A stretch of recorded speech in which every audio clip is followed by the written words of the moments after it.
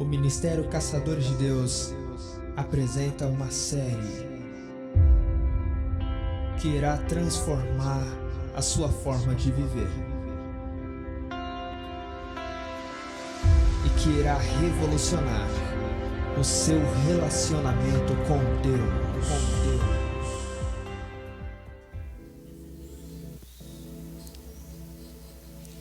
Bom, se eu pudesse intitular o que eu tenho para falar para vocês hoje, eu diria: a lei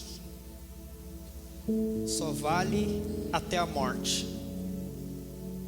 Repita comigo, diga assim: a lei só vale até a morte. Vamos mais uma vez: a lei só vale até a morte. Por exemplo, imagina, tá valendo, Jonatas? Por exemplo, imagina, na verdade já estou pregando já. Imagina, o Jonatas é uma bênção, gente. Um casamento. O que a lei diz sobre o casamento? Que esse casal não pode se separar, não é? E se esse casal se separar e cada um casar com outra pessoa, como é que se chama isso na lei? Adultério, não é? Está escrito na lei. Jesus repetiu isso. Mas, se porventura o cônjuge, um deles morrer,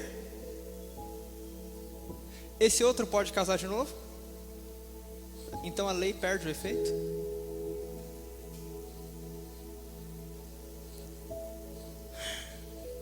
Vem comigo.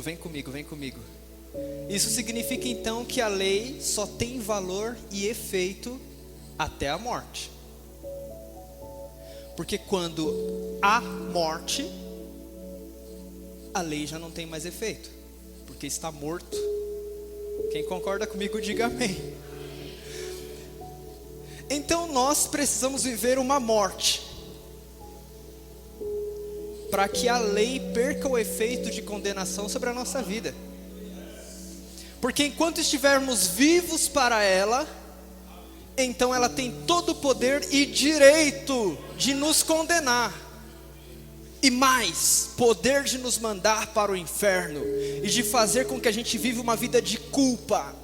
E que a gente vá na igreja orar por culpa, e de que a gente faça pelos outros por culpa, para tapar um buraco de culpa e de vergonha que está dentro do nosso coração, porque estamos vivos para a lei. Mas se morrermos para ela, mas pastor Leandro, você está falando besteira, que negócio é esse de morrer para a lei? Então tá bom, coloca para mim Romanos capítulo 7, coloca na NVI, a gente vai usar só a NVI hoje. Romanos capítulo 7, a partir do versículo 1. Olha o que diz aí: não sabeis vós, irmãos, pois que falo aos que sabem a lei, que a lei tem domínio sobre... Eu não terminei? É NVI, né? Tá, tudo bem. Meus irmãos, falo a vocês como pessoas que conhecem a lei. É o mesmo versículo ainda, versículo 1. Acaso vocês não sabem que a lei tem autoridade sobre alguém apenas enquanto ele vive? 2. Por exemplo, pela lei a mulher casada está ligada ao seu marido enquanto ele estiver vivo, mas se o marido morrer, liberdade. 3. Por isso, se ela se casar com outro homem enquanto seu marido ainda estiver vivo, é adúltera. Mas se o marido morrer, ela estará livre daquela lei. E mesmo que venha a se casar com outro homem, não há como acusá-la de adultério. 3. Assim, meus irmãos, aleluia, vocês também morreram para a lei, por meio do corpo de Cristo. Por que por meio do corpo de Cristo? Porque quando Jesus estava na cruz, Acredita você que não foi só ele que morreu? Morreu com Jesus na cruz todo aquele que nele crê. E é por isso que Paulo disse: eu já estou crucificado com Cristo. Então, pelo corpo dele, na morte dele, também morremos para a lei, para pertencerem a outro, não mais à lei. Volta ao versículo 3 para a gente ler de carreirinho, o pessoal entender. Olha lá. Por isso, se ela se casar com outro, enquanto seu marido estiver vivo, é adúltera. Mas se o marido morrer, ela estará livre daquela lei, e mesmo que venha se casar com outro homem, não será adúltera. Assim, meus irmãos, vocês também morreram para a lei, por meio do corpo de Cristo, para pertencerem a outro, aquele que ressuscitou dos mortos, a fim de que agora sim venhamos a dar fruto para Deus. Porque a capacidade de dar fruto para Deus não tem a ver com uma exigência de lei, mas de graça. Uma árvore dá fruto, mas todo o esforço para gerar fruto não é do galho, é do tronco. João 15.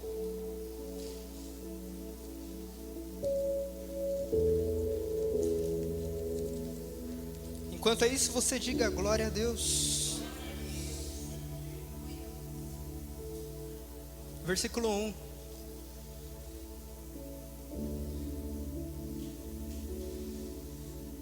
Pode ser o versículo 5. Ó. Eu sou a videira. A videira, querido, é a árvore, é o tronco. E vocês são o ramo. Vocês são os ramos. Se alguém permanecer no tronco, esse dá muito fruto. Pois sem o tronco, não há nada que vocês podem fazer. Então, quando você coloca uma exigência de lei para que alguém dê fruto, essa pessoa não pode fazer nada. Ela vai tentar. Aí você vai acertar. Você vai acertar por um dia, e no outro dia você erra. Vamos lá, vai, pense sobre a santidade. Pense sobre a santidade. Você acredita que alguém pode ficar uma hora sem pecar? Uma hora. Não é muita coisa. 1 hora sem pecar. Tá, vamos supor que essa pessoa se isole e fique dentro de um quarto só lendo a Bíblia com toda a atenção e toda a concentração por 1 hora. Talvez ela consiga, talvez ela consiga. 1 hora ali. Mas será que você consegue ficar 24 horas?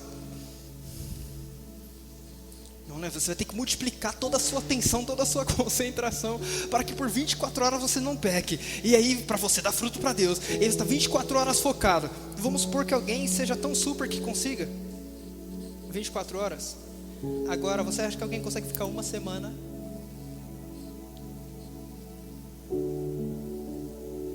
Um mês? Até a volta de Jesus? Porque sem mim nada podeis fazer. Então ele está dizendo: o ramo não deve fazer esforço. Quem estende as raízes para a terra e colhe nutrientes é a videira. O ramo só apresenta aquilo que o tronco conquistou. Isso é fruto. O ramo só apresenta aquilo que o tronco fez. João 4,38, espero que seja isso. Não sei se é. Se não for, me desculpem. Eu vos enviei para colherem o que vocês não plantaram. Outros realizaram um trabalho árduo e vocês vieram a usufruir desse trabalho. Isso é a graça para que Deus está te chamando. Então, se enquanto eu estou pregando para você, a tua mente está... Sabe o que está acontecendo com você? Verdadeiro arrependimento. É quando você coloca a mão na cabeça e fala: nossa, eu pensava errado. Todo esforço está no tronco, todo esforço está no ramo. Volta lá para Romanos 7, a gente parou em qual versículo? 4, 5? Romanos 7, versículo 4. Assim, meus irmãos, então vocês também morreram para a lei, por meio do corpo de Cristo, para pertencerem a outro, aquele que ressuscitou dos mortos, a fim de que agora sim a gente possa dar fruto para Deus, não mais pela lei. Porque a graça não é braços cruzados. A graça é, na verdade, uma capacidade de Deus para que você faça melhor do que quem é obrigado pela lei. Porque agora você faz com amor. Jesus certa vez falou assim aos discípulos: se vocês não excederem e muito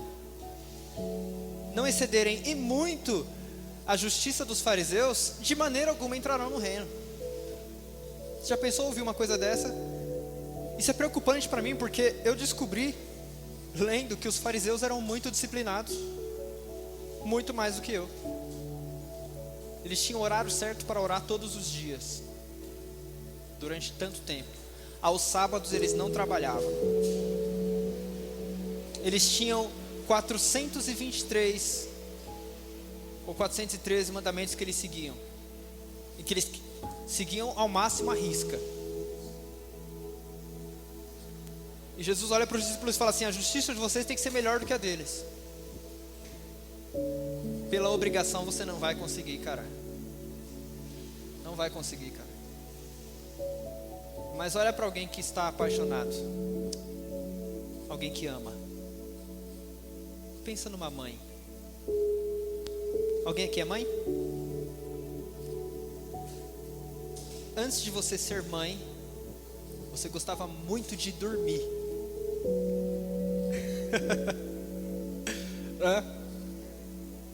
E você pensava assim: meu, imagina quando eu tiver um filho, como é que vai ser isso? Eu não sei se eu vou aguentar, né? Porque tem que ficar acordado aí à noite e o filho não dorme. Nossa, fora que eu vou ter que deixar um monte de coisa da minha vida, né? Talvez não dê para eu realizar todos os sonhos que eu queria mais. Agora eu tenho que dedicar a minha vida a outro. E aí você talvez pode ter passado isso pela sua cabeça. Mas quando sua barriga cresceu e nasceu aquele bebezinho, para onde foi? Para onde foi toda essa preocupação? Você tinha amor de olhar nos olhinhos dele até ele dormir, mesmo que isso custasse o seu sono. É por isso que Paulo disse: o amor de Deus me constrange. Eu tenho prazer nele. Eu não estou fazendo por obrigação alguma. Eu gosto de falar isso aqui e eu repito. Eu gosto de falar e eu repito. E eu vou repetir quantas vezes forem necessárias. Eu não acredito que eu tenho que vir para um culto pregar para ir para o céu. Eu não acredito de verdade que se eu parar, Pastor Rafael, estou indo embora, eu não vou fazer mais culto, não vou pregar mais. Eu não acredito que eu não vou para o céu por causa disso. Porque eu sou salvo pela graça, não pela minha obra. Eu sou salvo pelo que Cristo fez, não pelo que eu estou fazendo. Então, pastor Leandro, por que você vem pregar? Porque eu me apaixonei pela palavra. Porque eu amo.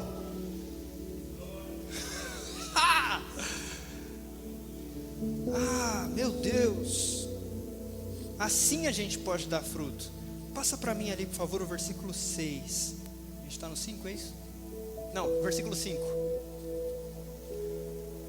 Pois quando éramos controlados pela carne, as paixões pecaminosas despertadas pela lei,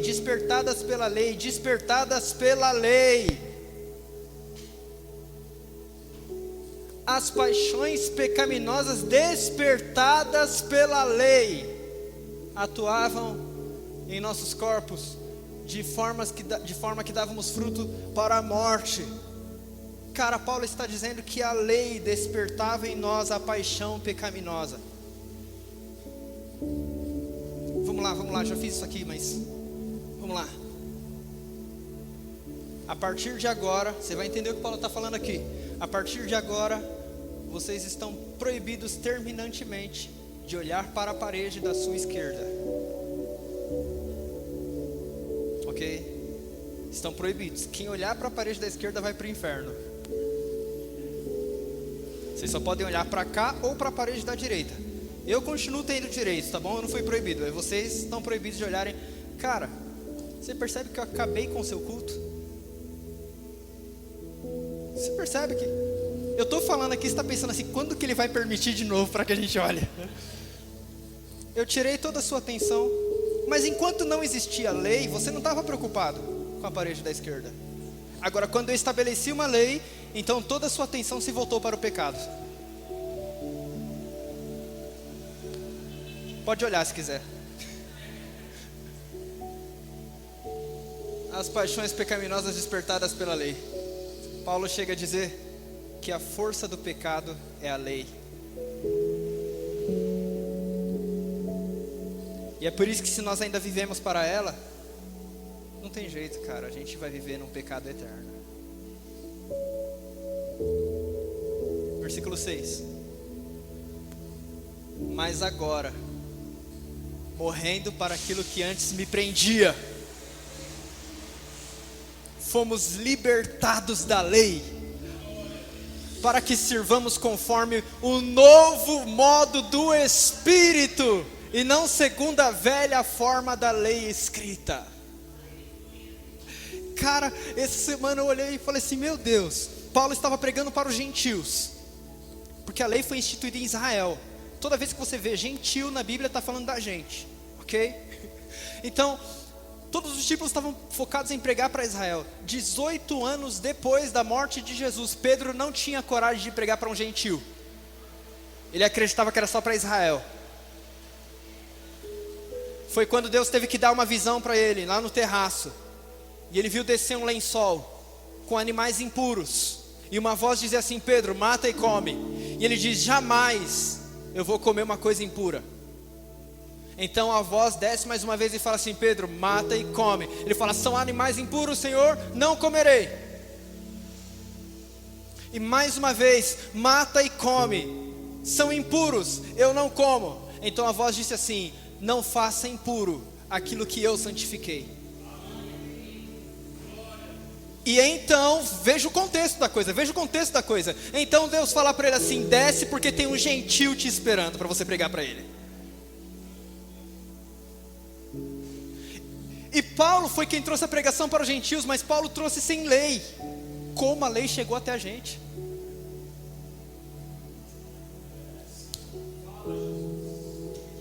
Paulo trouxe sem lei o tempo todo. Como chegou até a gente a exigência de que a gente tenha uma lei para ir para o céu?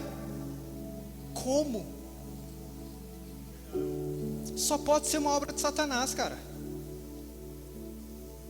É o próprio anticristo. Você está achando que o anticristo era o Barack Obama?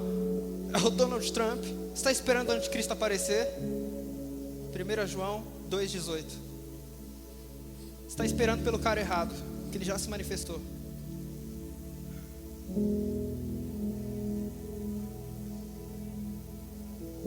Filhinhos, esta é a última hora. E assim como vocês já ouviram que o anticristo está vindo, isso faz 2000 anos. Já agora, muitos anticristos têm surgido. Você está mesmo esperando o anticristo se manifestar? Ele já se manifestou há muito tempo. Ele já está entre nós. É anticristo, não é antideus. Por que é anticristo? Porque Cristo não é uma pessoa. Cristo é uma obra. Cristo é a nossa oportunidade de salvação pela graça. Cristo é aquele que morreu no nosso lugar para que a gente possa ser salvo. Diga glória a Deus. Então, o que é um anticristo? É aquilo que vai contra essa mensagem, dizendo, você tem que se salvar. Muitos anticristos já se manifestaram. Imagine uma pessoa que não sabe nadar numa piscina gigantesca, se afogando. E você está vendo essa pessoa morrer. O que você faz? Ensina ela a nadar? A pessoa está lá morrendo, você fala assim, vamos lá, vai devagar. Um com o pé, agora com outro pé. Bate a mão. Não, cara. Essa pessoa não pode se salvar, ela precisa de um salvador. Se você tentar ensinar ela, ela morre antes. E as pessoas estão morrendo pela lei. A gente quer ensinar elas a se salvarem. Faz isso, faz aquilo, faz aquele outro. E aí você vai para o céu. Mas você entende que um salva-vidas não pula na água enquanto a pessoa ainda está se debatendo, porque ela pode afogar ele junto. Mas quando ela perde as suas forças e para de se debater, ele pula na água e fala assim, é minha hora de salvar. Agora que você parou de tentar se salvar. E assim Cristo está olhando para nós, entende? Jesus muitas vezes se debatendo. Para. Você precisa de um Salvador. A lei veio para revelar isso. Isso é lindo, isso me emociona. Porque aí eu entendo que eu não sei nadar. Eu estou nos braços daquele que sabe. Jesus é igual a um paraquedas. Jesus é igual a um paraquedas. Que você pula do avião numa altura gigantesca e você precisa confiar que o paraquedas vai abrir. Você só pode confiar nele, porque você não vai aprender a voar, eu te garanto. Você só pode confiar nele. E sabe o que é mais legal do paraquedas? Sabe o que é mais legal do paraquedas? É que ele é perfeito, ele é grande, ele tem todo um sistema que a gente não entende. Só quem constrói entende. Mas ele é só puxar uma cordinha. Feito para que qualquer um possa puxar e ser salvo. Jesus é simples, entendeu?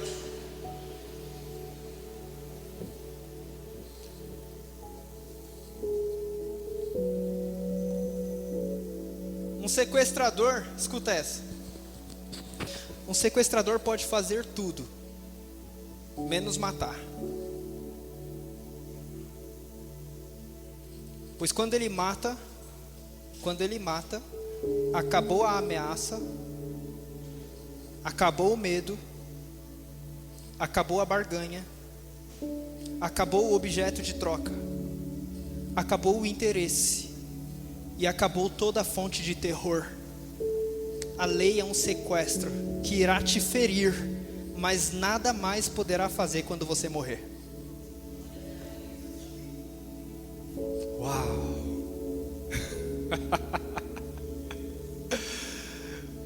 Quando nós morremos com Cristo para a lei, aquela morte que Paulo citou, acabou a fonte de ameaça, de barganha, de troca, de terror.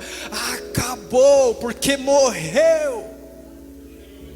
Acabou, não há nada mais que você possa fazer para ameaçar o morto. Coloque um defunto e faça a cosquinha nele, vê se ele vai reagir. Não, dá um tapa na cara dele, vê se ele vai reagir. Não, vamos pro pior, xinga a mãe dele, porque aí ninguém aguenta. E vê se ele vai reagir. Quando nós morremos, não há nada mais que a lei possa fazer conosco. Volta lá para Romanos 7, no versículo 10.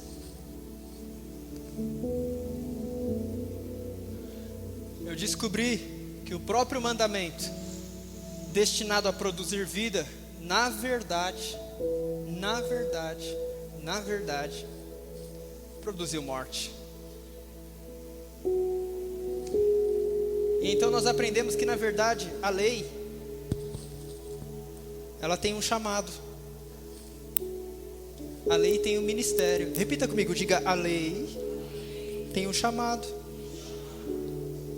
Coloca aí para mim 2 Coríntios capítulo 3, versículo 6. Escuta, olha aqui para mim. Você pode até resistir e discordar, mas eu te desafio a discordar da palavra,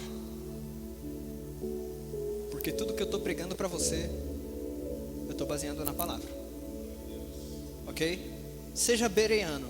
O que é bereano? Bereia foi uma igreja que Paulo elogiou, porque depois de Paulo, que era o cara, ter pregado, eles foram para casa conferir na Bíblia se era aquilo mesmo. Ok? Discorde disso. Segundo os Coríntios 3:6 diz: Ele nos capacitou a ser ministros de uma nova aliança, não da letra. A letra é o que estava escrito, é a lei, mas do Espírito. Pois a lei tem uma função: matar. E quando você morre, o Espírito vem e vivifica.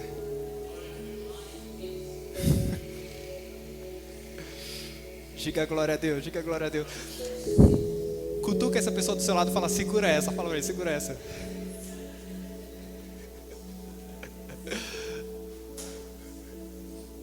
A lei tem essa função. Então o Espírito vem e vivifica. Versículo 7. O ministério, é um chamado da lei. O ministério, outra tradução vai dizer o ministério da morte, mas aqui tá bom. O ministério que trouxe a morte foi gravado com letras em pedras. Viu o chamado da lei? Trazer a morte. Mas esse ministério veio com tal glória, a glória foi tamanha que os israelitas não podiam fixar os olhos na face de Moisés, por causa do resplendor de seu rosto, ainda que desvanecente. Na lei, o ministério da morte, houve uma glória tão grande, que Moisés brilhava com o seu rosto. Olha que tremendo. Só que eu quero lembrar para você que quando Moisés fez isso, ele estava há 40 dias em cima de um monte, isolado, em jejum.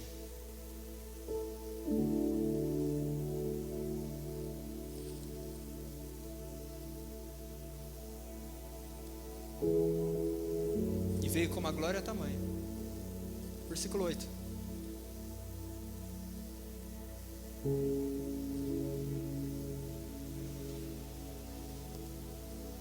Sem monte, sem lei, não será ainda mais glorioso? Diga glória a Deus. Eu estou falando porque não é pecado ir no monte. Não é pecado você fazer 40 dias de jejum. Não é. Mas se você ainda faz, você está vivo para a lei.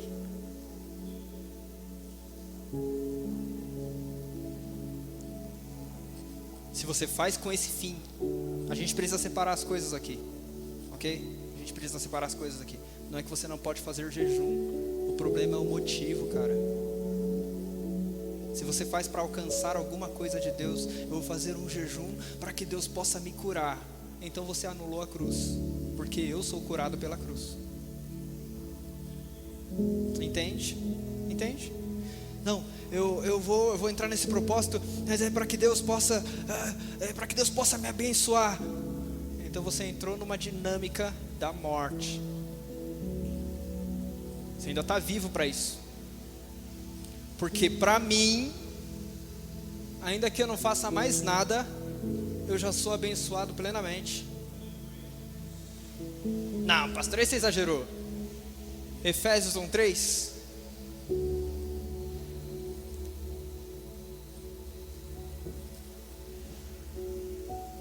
Bendito seja o Deus e Pai de nosso Senhor Jesus Cristo, porque Ele nos abençoou com todas as bênçãos espirituais nas regiões celestiais em Cristo. Você entende que quando Ele diz que Ele já nos abençoou, é tarde demais para Ele dizer não? Aleluia! Você entende que quando Ele diz que já abençoou, é tarde demais para Ele não te curar? É tarde demais para Ele não te prosperar. É tarde demais para Ele não te dar um ministério. É tarde demais para Ele não te abençoar. É tarde demais para Ele não te dar paz. É tarde demais para Ele não te salvar. Ele já fez tudo. Volta lá, 2 Coríntios 3, versículo 7. Vocês querem que eu pare aqui? Eu paro. Ó. Então, foi um ministério glorioso, mas ele estava vivo para aquilo.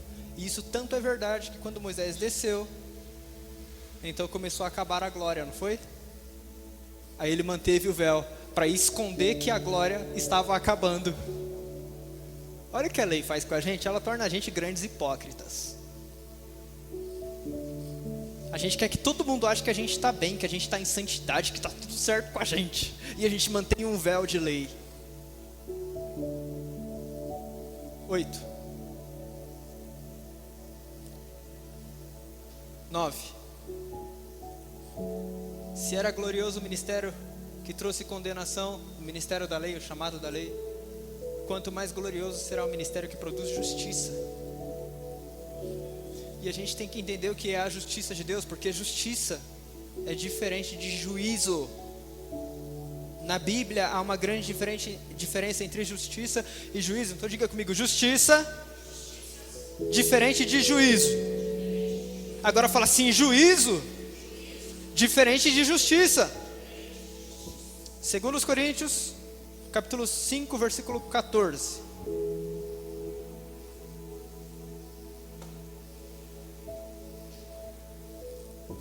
O amor constrange, porque nós estamos convencidos de que um morreu por todos, então logo,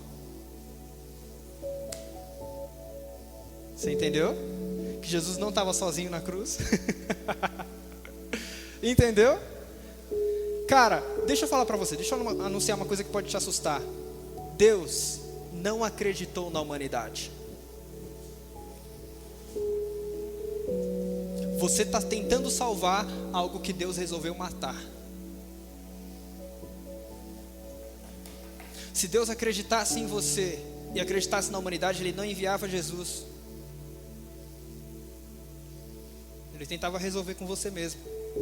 Mas Deus falou, não tem jeito. O homem não tem jeito. Só tem uma coisa que eu posso fazer: enviar um representante no qual toda a humanidade morra com ele. Quem me entende, diga aleluia.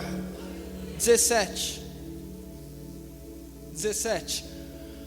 Portanto, se alguém está em Cristo, morreu. Então, tem um contexto, entende? Porque a gente fala que quem está em Cristo nova criatura é, mas por quê? Porque morreu. Portanto, você vê que essa palavra portanto está falando de uma condição anterior. Percebe isso? Portanto, quer dizer que teve alguma coisa antes que condicionava isso.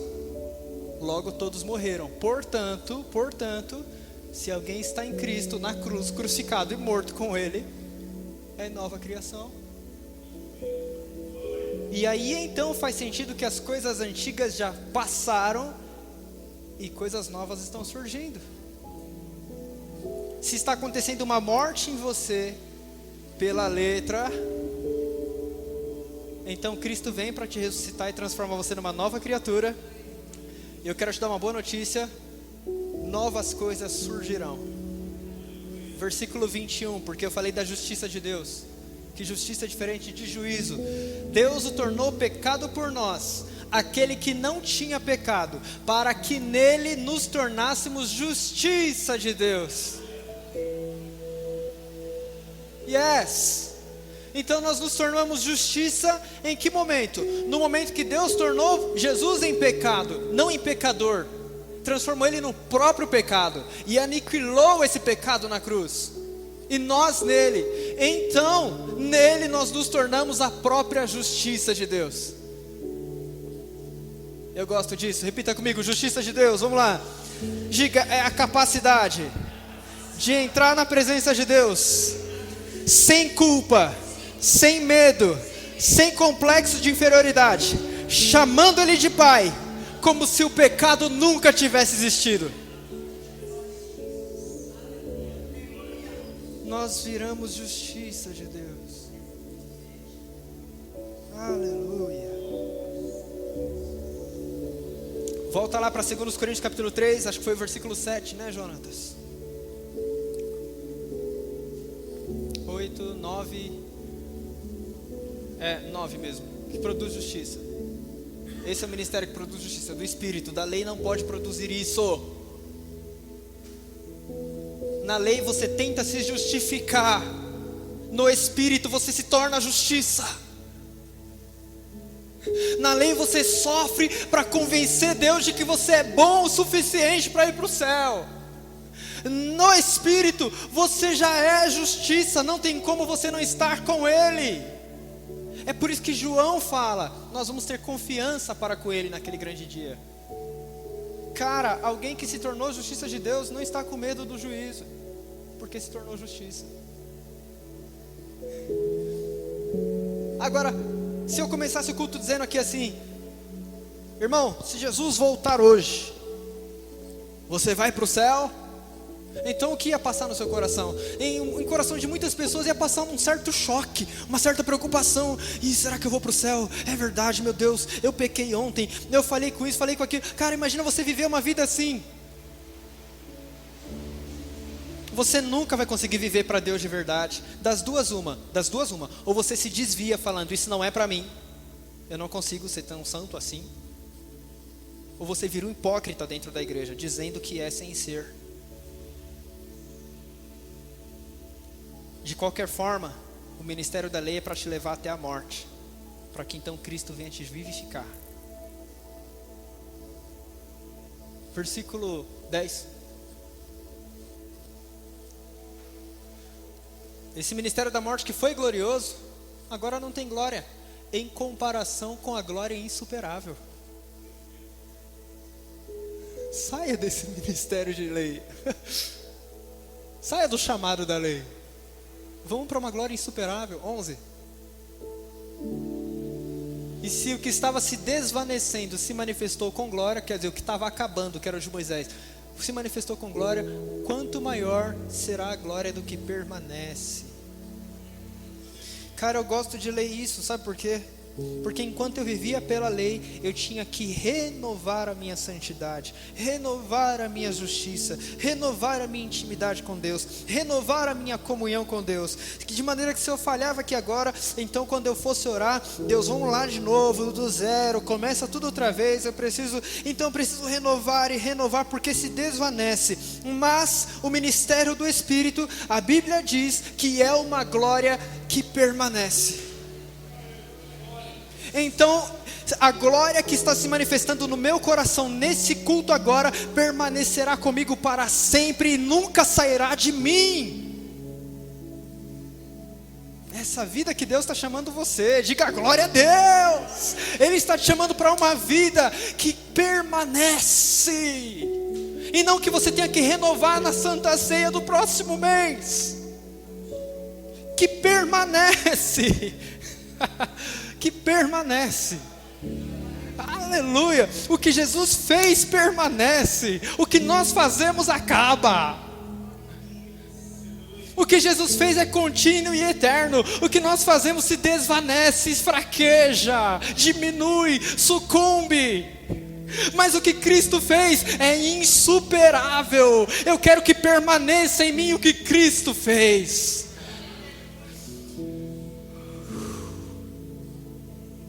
Aleluia. Romanos capítulo 10.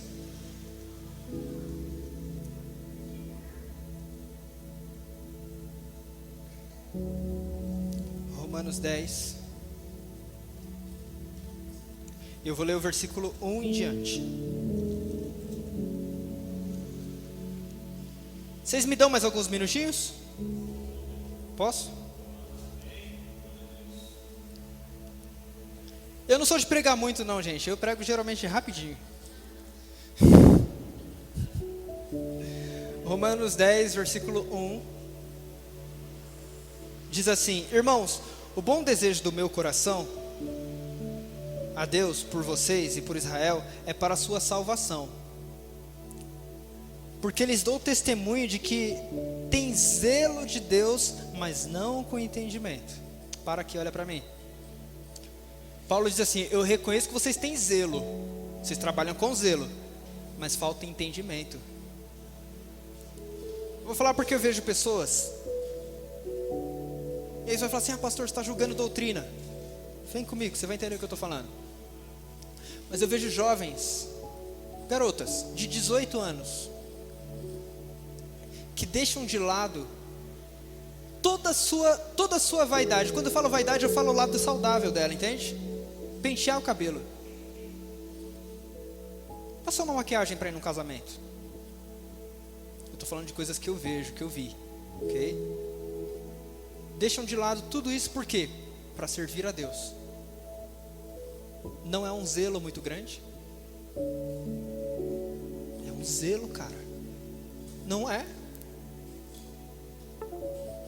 Gente que renuncia absolutamente tudo, porque fala: eu vou viver com Deus e para Deus, eu nunca vou usar uma calça jeans. É zelo. Mas Paulo disse falta entendimento. Por que ele disse que falta entendimento? Por quê? É porque, eu falo assim, gente, porque eu imagino uma pessoa dessa na graça, que bomba que ela será. Se pela lei ela tem tanto zelo, imagina o que vai ser dessa pessoa na graça. Porque Paulo era assim, ele era zeloso, mas na lei. Quando ele veio para a graça, ele se tornou a maior bomba do Novo Testamento. Versículo 3, ele diz assim: por quê? Aqui está escrito porquanto, que fala da condição interior. Então, por que eu disse que não tem zelo? Porque não conhecem a justiça de Deus e procuram estabelecer a sua própria justiça, e assim não se sujeitaram à justiça de Deus. Cada vez que nós tentamos estabelecer a nossa própria justiça, nós não estamos nos sujeitando à justiça de Deus. Eu vou repetir isso. Presta atenção. Cada vez que você tenta estabelecer a sua própria justiça, você não está se sujeitando à justiça de Deus. Porque se sujeitar à justiça de Deus, é estar debaixo do que Ele fez.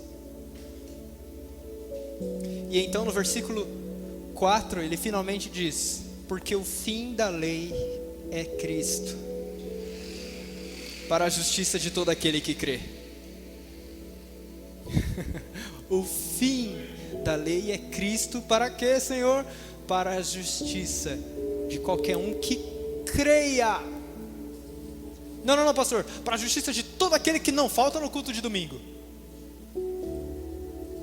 Não, é para a justiça de todo aquele que tomou as últimas 12 Santas Ceias. Não. É para a justiça de todo aquele que não pisou na bola essa semana. Não. É para a justiça de todo aquele que está fazendo tudo certinho, sem errar. A minha Bíblia diz: para a justiça de todo aquele que crê.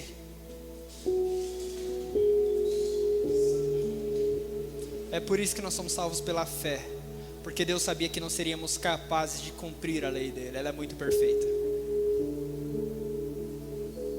Diga glória a Deus, cara. Você vê que isso é verdadeiro arrependimento, cara. Bom, o maior símbolo disso é um criminoso sendo julgado cruelmente pelo seu pecado numa cruz ao lado de Jesus. E ao mesmo tempo que ali morria, recebia pela fé o nível mais alto de justificação diante de Deus. Deus este que não poderia mais não recebê-lo no paraíso.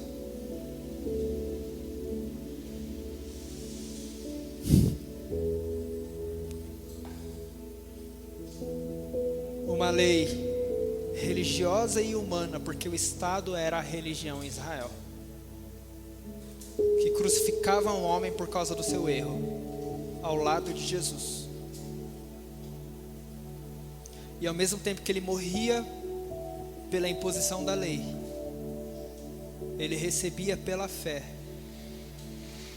a vida do reino de Jesus. E eu digo pela fé, porque você pode procurar o histórico dele na Bíblia, e você não vai encontrar o certificado de batismo dele. Eu digo pela fé, porque você pode procurar na Bíblia, mas você não vai encontrar as boas ações que ele fez. Ele foi criminoso. Eu digo pela fé, porque você não vai encontrar na Bíblia ele indo ao culto nos domingos. Eu digo pela fé, porque você não vai encontrar na Bíblia ele de joelhos em oração, se arrependendo. Eu digo pela fé, porque depois que você já está morrendo, é fácil dizer eu aceito. E nós somos muito bons em julgar isso. Mas ele recebeu mesmo assim pela fé. Eu digo pela fé, porque Jesus contou uma parábola de que o dono de uma seara saiu para procurar trabalhadores no campo e contratou um às 6 da manhã para trabalhar até às 6 da tarde. Ele continuou andando, encontrou um às 9 horas da manhã e disse: vai trabalhar também até às 6 da tarde. Encontrou outro ao meio-dia e disse: vai trabalhar também até às 6 da tarde. Encontrou outro às 3 da tarde e disse: vai trabalhar também até às 6 da tarde. Encontrou um outro às 5 da tarde. Na última hora, no último momento, e disse: você também vai trabalhar até às 6 da tarde. E quando eles fizeram filas para receber os seus salários no fim da tarde, a Bíblia diz que ele pagou a todos igualmente. Então aquele que entrou às 6 horas da manhã olhou para ele e disse: isso é injusto, porque eu trabalhei o dia todo e vou receber o mesmo que esse que trabalhou apenas 1 hora. E ele responde dizendo: o dinheiro é meu e eu pago como eu quero. E mais, eu não combinei com você um salário? Sim. Você recebeu um salário? Sim. Então esquece o que eu estou dando para o outro.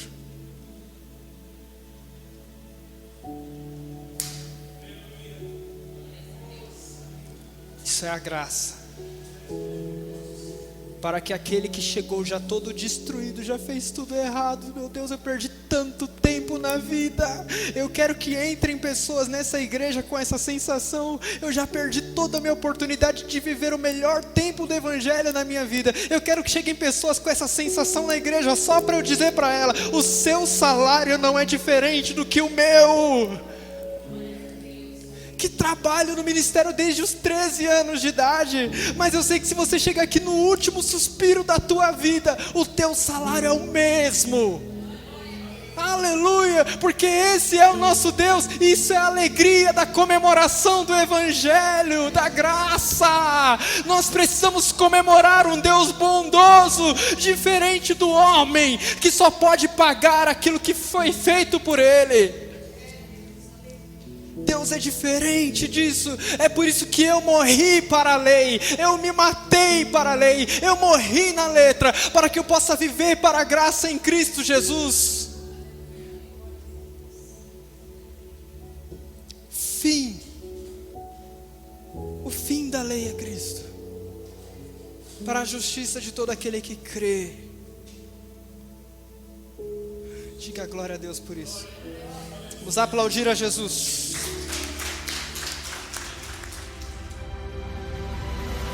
Compartilhe essa mensagem com seus contatos e nos acompanhe nas mídias sociais. Ministério Caçadores de Deus. Entre em contato conosco pelos números 11 952 81 0104 ou 11 952 81 6404. Nós somos a geração do avivamento.